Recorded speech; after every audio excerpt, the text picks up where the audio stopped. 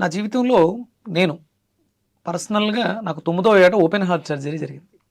9 ఏళ్ళకి 9వ ఏట open heart surgery అంటే గుండెని బయటకు తీసి దాన్ని రిపేర్ చేసి మళ్ళీ పెట్టడం జరిగింది. అంటే అప్పటి ఉన్న టెక్నాలజీ ఇప్పుడు సుమారు ఇది 35 ఏళ్ల క్రితం.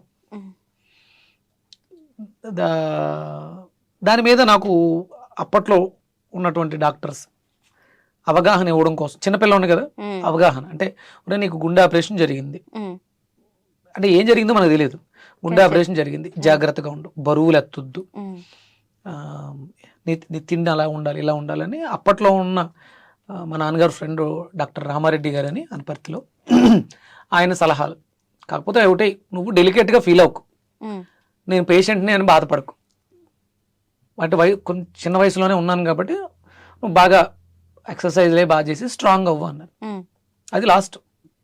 నేను అప్పటి వరకు చాలా వీక్గా డెలికేట్గా ఉండేవాడిని. ఇప్పుడు మాట్లాడితే జ్వరం వచ్చేది, చాలా ప్రాబ్లమ్స్ ఫేస్ చేశాను. ఎప్పుడైతే ఆయన ఆ ఇష్యూ జరిగిందో తర్వాత నుంచి కొంచెం కేర్ఫుల్గా ఉండడం, దాని మీద ఏదో తెలియని ఒక అవగాహన, సాధన చేసేవాడిని. చుట్టుపక్కల ఉన్న మా చుట్టూ ఉండేటువంటి వాతావరణాన్ని గమనించడం, దాంట్లో ఉన్నటువంటి ఆహారపు అలవాట్లు, మా తాత చెప్పే మాటలు, మా చుట్టుపక్కల చిన్న చిన్నవి ఎవరో వాళ్ళు చెప్తుంటారు, వాటిని వినటం, వాటి మీద అధ్యయనం చేయటం. నాకు మా స్కూల్లో ఆ టైంలో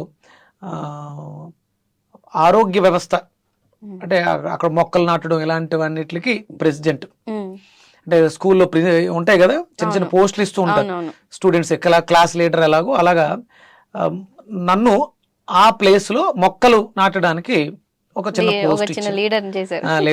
నేను మెంతులు, అంటే ఆ వయసులోనే మెంతులు జల్లి, మెంతుకూర పండించడం, తోటకూర పండించడం, ఇలాంటివన్నీ ఆ వయసులో. అంటే అవన్నీ ఇప్పుడు గుర్తు చేసుకుంటున్నాను. అంటే ఇది నా చిన్నప్పటి నుంచి ఉంది, సాధన చేస్తూనే ఉన్నాను, ఏదో ఒక దాని మీద అవగాహన తెచ్చుకోవడం కోసం. ఇప్పుడు ఏం చేస్తున్నాను అంటే ఒక గురువు ద్వారా వెజిటబుల్ థెరపీని నేర్చుకున్నాను.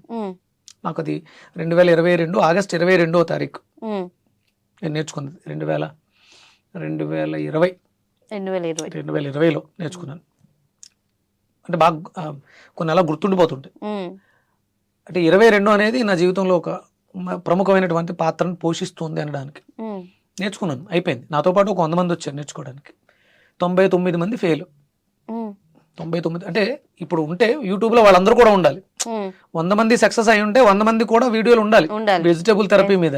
కానీ నేను ఒక్కడనే ఉన్నాను వెజిటేబుల్ థెరపీలో. ఆంధ్రప్రదేశ్, తెలంగాణలో తెలుగు వాళ్ళకి వెజిటేబుల్ థెరపిస్ట్గా నేను ఒక్కడే.